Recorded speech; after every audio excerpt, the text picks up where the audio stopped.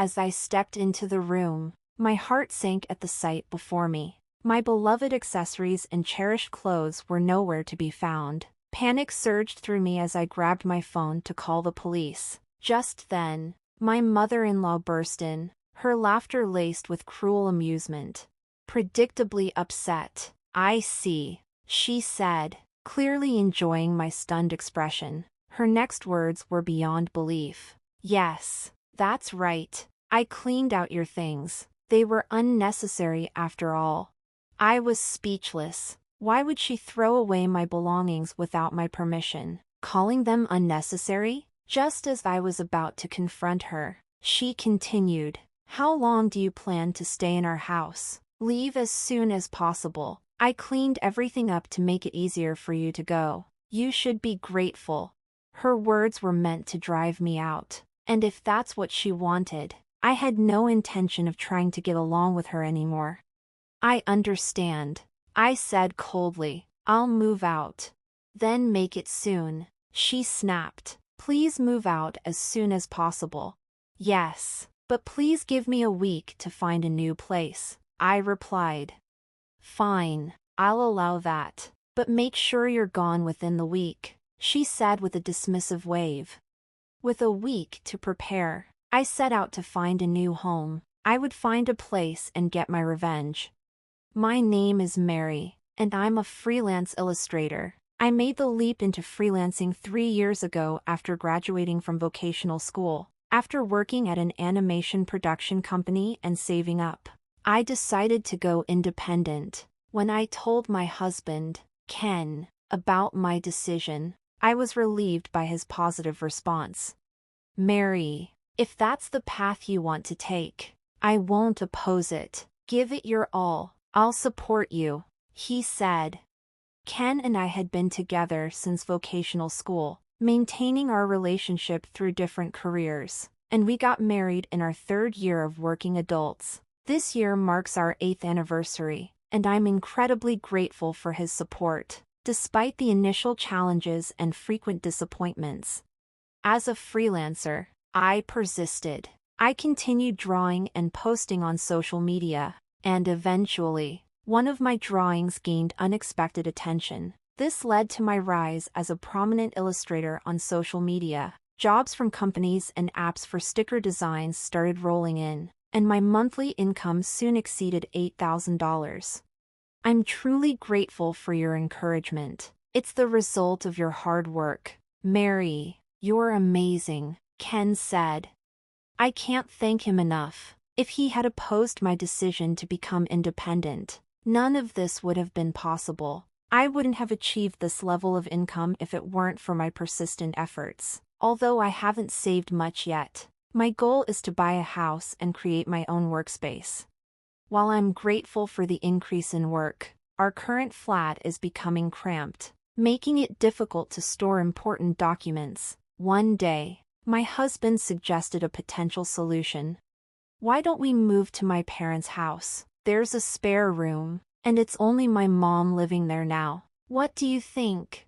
I was taken aback. "Are you sure that's okay?" He reassured me. "Yes, I've already spoken to my mom. Ever since my dad left with his affair partner when I was little, that room has been empty. Mom said it's fine for you to use it." It was a generous offer, and I saw no reason to decline. I agreed to the move, and 2 weeks later, we visited his family's house. My mother-in-law greeted us warmly. "It's been a while, Mary," she said. "Yes, it has," I replied. "I've heard from Ken that you're a popular illustrator now," she said modestly. "Oh, it's nothing like that," I replied. "Feel free to use the room as you like. Come in," she invited with a smile. I felt at ease with my kind mother-in-law and husband, and I was determined to focus on my creative work in this new environment. Thus, a new chapter of my life began at my mother-in-law's house. At that time, I was unaware of the underlying dynamics within the family. 3 months after moving in, I had settled into the new surroundings. This job is done, I thought. pleased with the improved work environment and the significant boost in my income. Everything seemed to be going smoothly.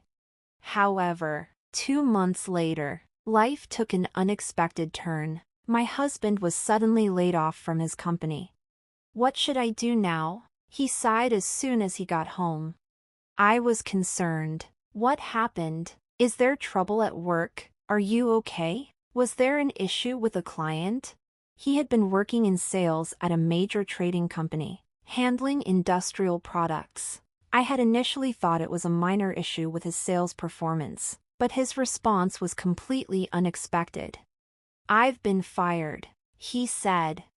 "What?" I was taken aback. "You mean you've been laid off?" "Yes," he explained. "But why? You've been working so hard. How could this happen?" "They said our department was underperforming and that maintaining us was a burden. They gave me a choice, a drastic pay cut or a decent severance package. It's effectively downsizing," he said. I was at a loss for words, feeling helpless as he faced this unexpected turn of events. The company he had dedicated years to had discarded him so easily.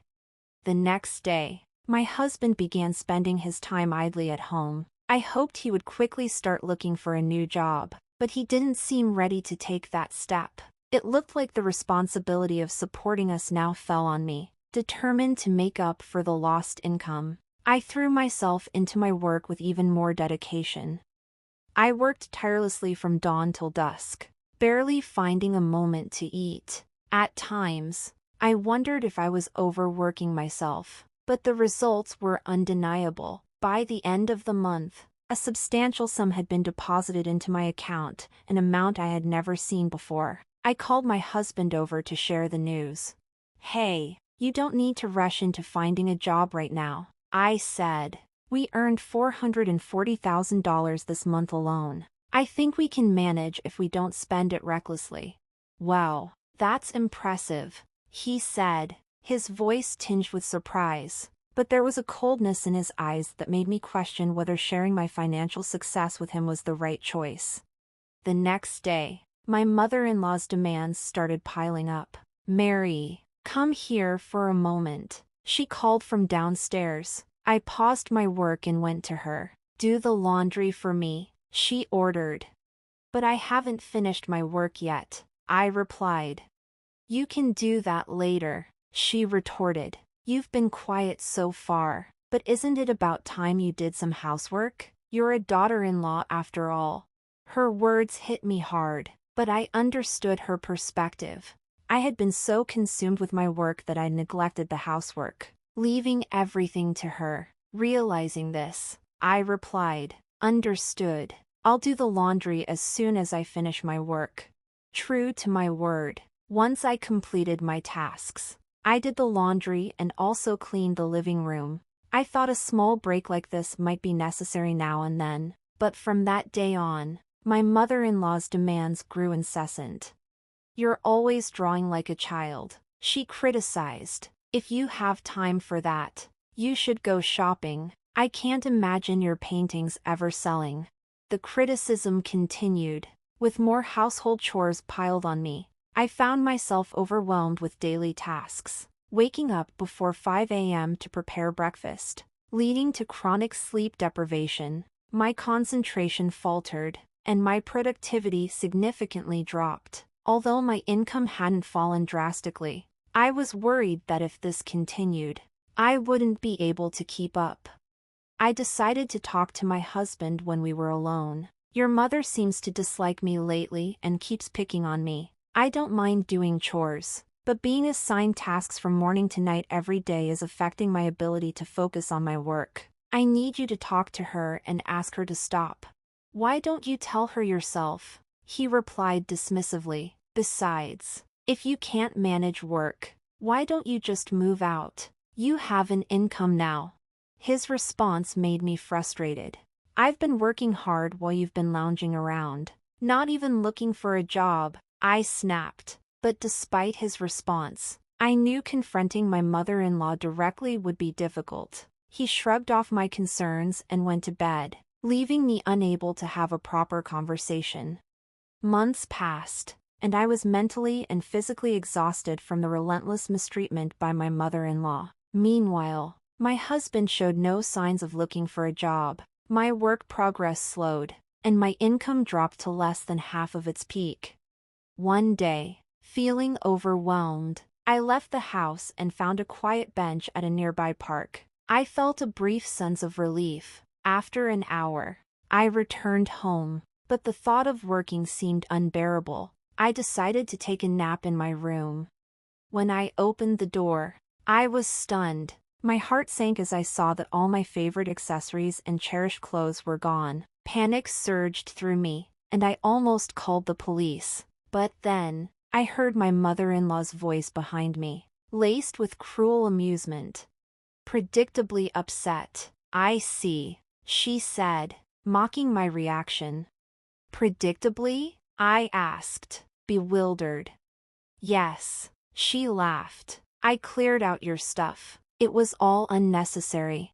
I was speechless. Why had she thrown away my belongings without even asking? As I tried to process her actions, she continued, "How long do you plan to stay here? Just leave already. I cleared everything to make it easier for you to go. You should be grateful." Her words made it clear that all this mistreatment was meant to drive me out of the house. If that was her goal, I had no intention of tolerating it any longer. "I understand. I'll move out," I said, my voice firm. "Good. Make sure you do it soon," she replied. "Please give me a week to find a new place," I requested. "Fine. You have a week. Just make sure you're gone after that," she agreed. I quickly found a new place, initially considering a detached house. However, I ultimately chose a luxury high-rise apartment to make a statement, not just to my mother-in-law, but to my husband, who had been lazily depending on my income without any effort to find a job. Fortunately, I had saved enough money before my income dropped, and I used it for this move. I signed the lease and was ready to leave at any time. When the week was up, I packed my things and prepared to depart. On the day I was set to leave, I also filed for divorce.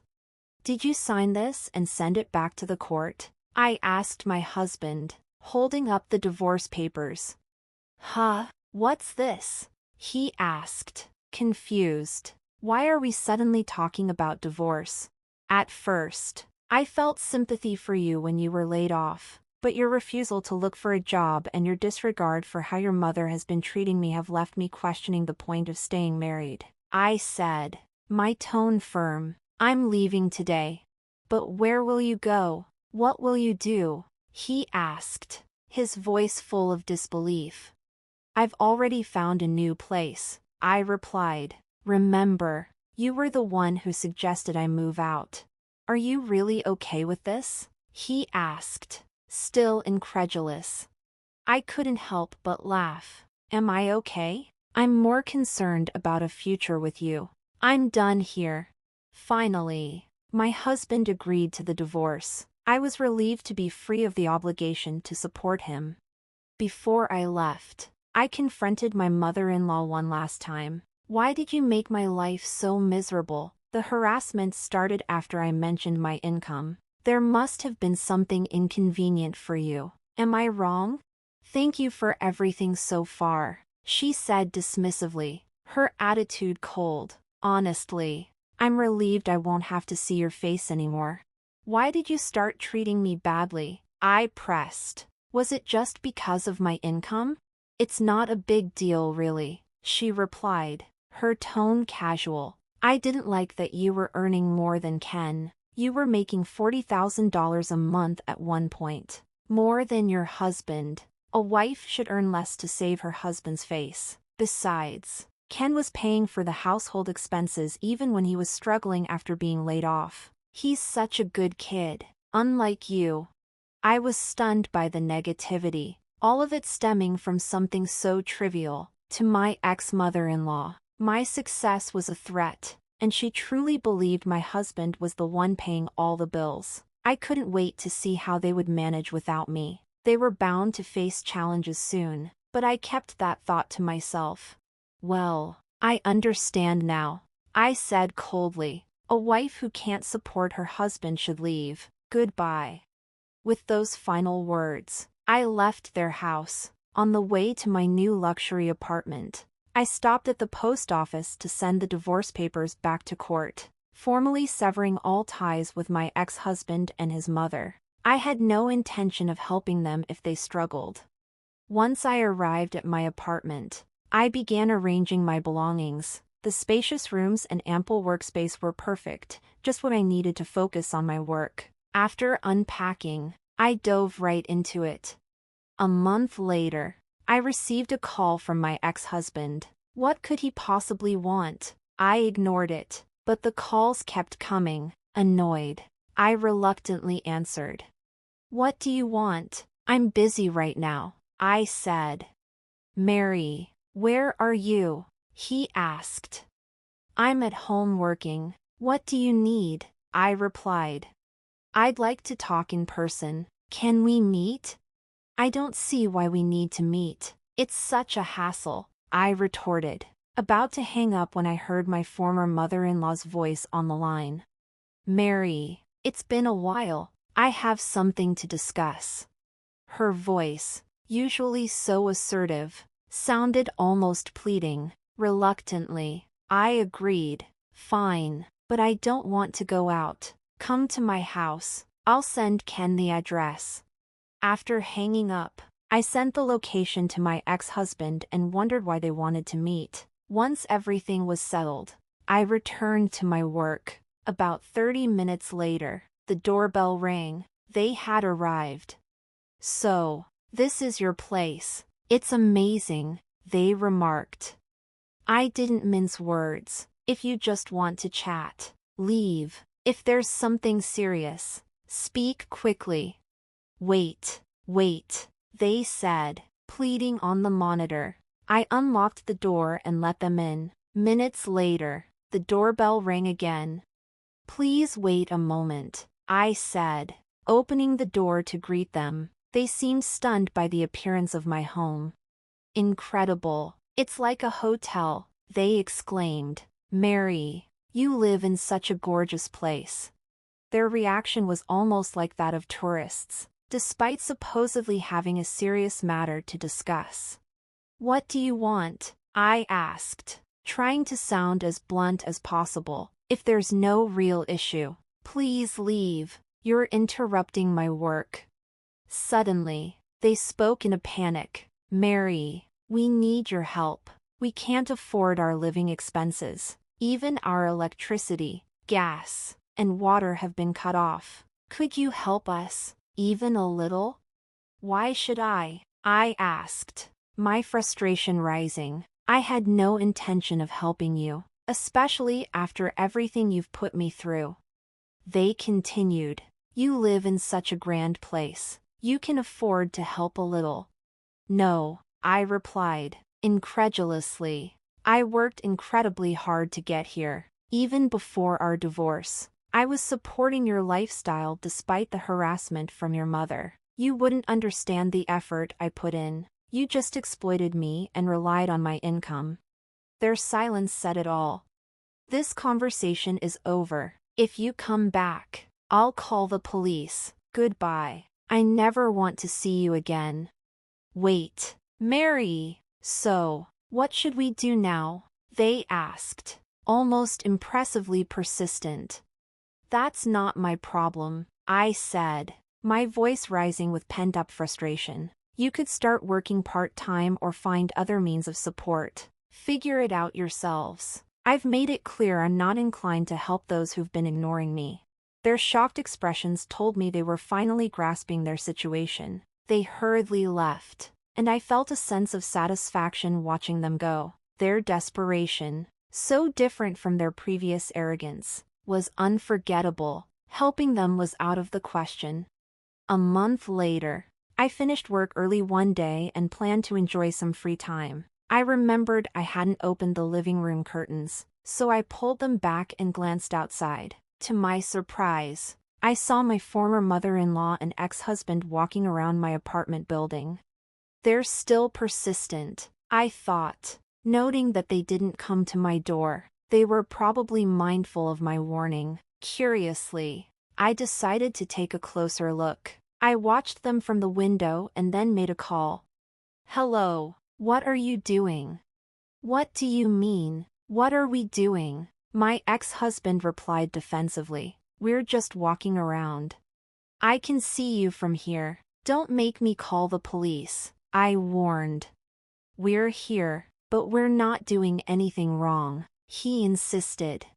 So, what do you want? You came to ask for my help, didn't you?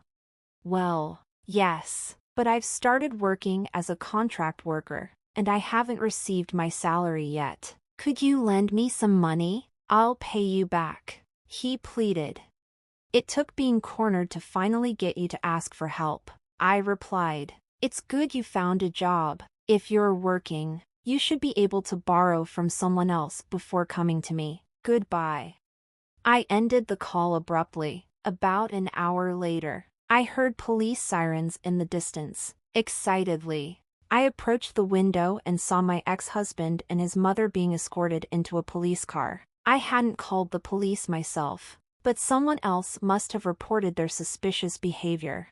After this incident, they seemed to have completely given up on relying on me. I didn't see them again and made sure to delete my ex-husband's contact information and change my phone number. From that point on, I was living my life for myself.